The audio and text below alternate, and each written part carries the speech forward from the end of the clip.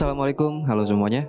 Selamat datang di channel Gadget Budget. Di video kali ini, gue mau share beberapa kekurangan dan kelebihan yang baru gue temuin di CCTV Eastvis C3TN Color Night Vision setelah pemakaian lebih dari 60 hari. Dan sebelumnya gue mau disclaimer dulu kalau semua yang gue ucap ini sifatnya subjektif. Oke, langsung aja di kelebihan yang pertama. Jadi Eastvis ini ada fitur yang sejujurnya gue baru tahu, yaitu fitur share. Jadi kalian bisa share akses kamera CCTV kalian ke orang lain. Yang perlu diingat, pastikan kalian hanya share akses CCTV-nya ke orang yang kalian percayai. Contohnya keluarga kalian atau mungkin pacar kalian juga bisa. Hal ini bertujuan untuk menghindari rumah dan keluarga Anda diintai oleh orang yang tidak Anda kenal.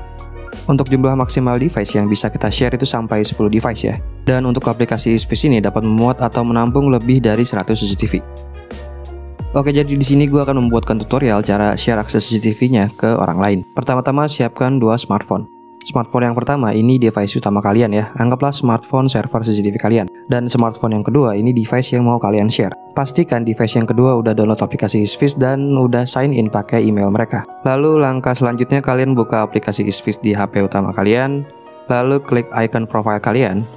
Klik family and guest. Klik add sharing. Lalu masukkan alamat email yang mau kalian share.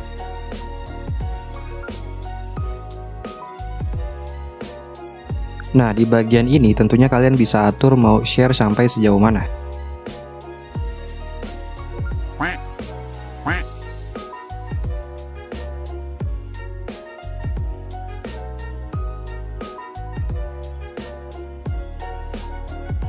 Lalu kalau sudah, kalian bisa klik add sharing. Lalu sekarang kita beralih ke HP yang kedua, HP yang mau kalian share. Untuk HP yang kedua ini caranya sangat gampang ya. Kalian bisa masuk ke library atau pustaka, lalu klik icon checklistnya.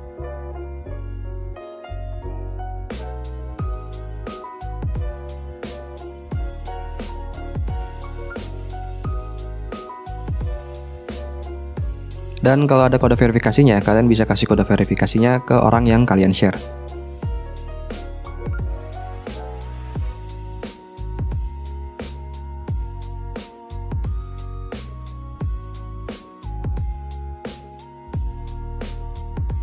Dan selesai, CCTV bisa langsung dimonitoring dari dua HP.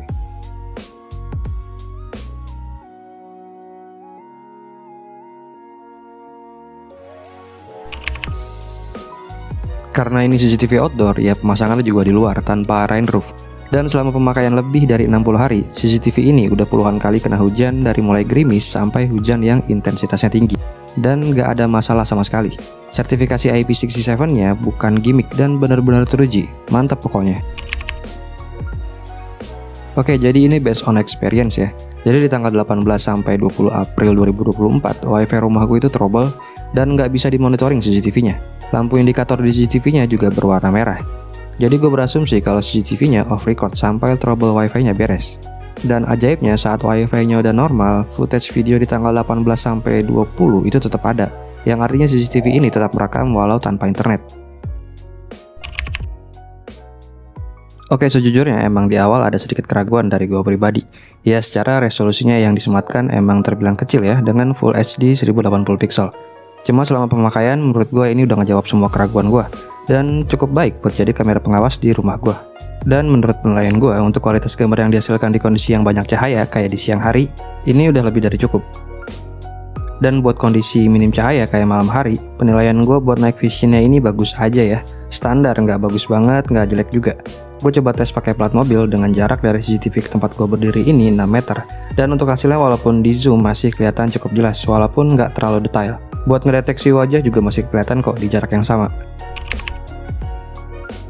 Jujur gue puas banget sama Active Defense yang ada di CCTV Eastvis ini. Selama penggunaan mode Smart Night Vision ya ini 90% akurat ya jika menangkap gerakan dari manusia. Yang perlu diperhatikan, jarak scan untuk mode defense-nya setelah gue amatin berkisar 6-7 meter. Baru CCTV-nya bisa aktifin mode defense-nya. Oke, jadi selama pemakaian lebih dari 60 hari, gue ngerasa CCTV ini sedikit kurang kuat dalam menangkap sinyal Wi-Fi. Gue nyebut kurang itu bukan berarti jelek ya. Kurangnya itu sedikit banget kok. Dan kenapa gue nyebutnya sedikit kurang? Ya karena gue nemuin kendalanya itu cuma sedikit, yang hitungannya itu nggak sering dan nggak setiap hari. Kendalanya ini berimbas di beberapa footage videonya. Jadi gambarnya sedikit patah-patah pas lagi playback video. Mungkin karena nggak ada antena eksternalnya ya, kayak saudaranya C3TN Out Pro yang bisa nangkap sinyal jauh lebih baik dan lebih stabil. Oke, jadi CCTV Space ini tuh belum ada fitur AI ya. Adanya cuma motion detection aja. Nggak kayak saudaranya C3 Out Pro yang udah ada fitur AI Power Human Shape Detection. Jadinya di beberapa footage videonya, CCTV ini tuh sering banget ngerekam pergerakan hewan, terutama nih hewan-hewan kecil yang terbang. Dan CCTV Space ini tuh sering ke-trigger pas ada kucing, jadi CCTV-nya sering masuk ke mode Smart Night Vision. Ke hewan lain kayak musang atau hewan kecil yang terbang, CCTV ini tuh nggak pernah ke-trigger, tapi tetap kerekam. Cuma ke kucing aja CCTV ini sering ke-trigger. Gua sendiri nggak ada masalah ya, soalnya kan fokus utamanya ke orang. Jadi selama ke orangnya masih berjalan normal ya fine-fine aja sih. Ya ini benar-benar subjektif ya, gue ngerasa CCTV ini sedikit lebih mahal dari merek lain. Mungkin di harga yang sama, kalian bisa dapat CCTV dengan fitur yang jauh lebih lengkap. Ya intinya sebelum kalian mau beli CCTV, pastiin dulu kalian mau beli dari ekosistem yang mana. Tujuannya biar nggak banyak aplikasi aja. Lalu jenis dan spesifikasinya juga disesuaikan ya sama tempat yang akan kalian pasang nanti. Dan jangan lupa sesuaikan dengan budget kalian. Kalau gue pribadi beranggapan beli CCTV ini tuh investasi. Soalnya buat ngejaga aset yang paling berharga, yaitu keluarga. Oke, itu aja kelebihan dan kekurangan yang gue rasain selama penggunaan lebih dari 60 hari. Dan sebelum gue tutup, gue mau sedikit cerita. Kalau video short gue yang CCTV ini diambil terus di watermark sama orang lain. Awalnya gue mikir nggak usah pakai watermark kali ya. Nggak mungkin juga video gue diambil, secara gue bukan siapa-siapa kan, anak baru. Diambil juga. Akhirnya gue report videonya dan di take down. Ya pesan gue jangan kayak gitulah ya, nggak baik. Oke, cukup sekian video reviewnya. Semoga video ini tuh bisa jadi pertimbangan buat kalian yang mau beli CCTV. Jangan lupa like dan subscribe kalau kalian ngerasa video ini bermanfaat buat kalian. Sampai ketemu di video gadget budget selanjutnya. See ya.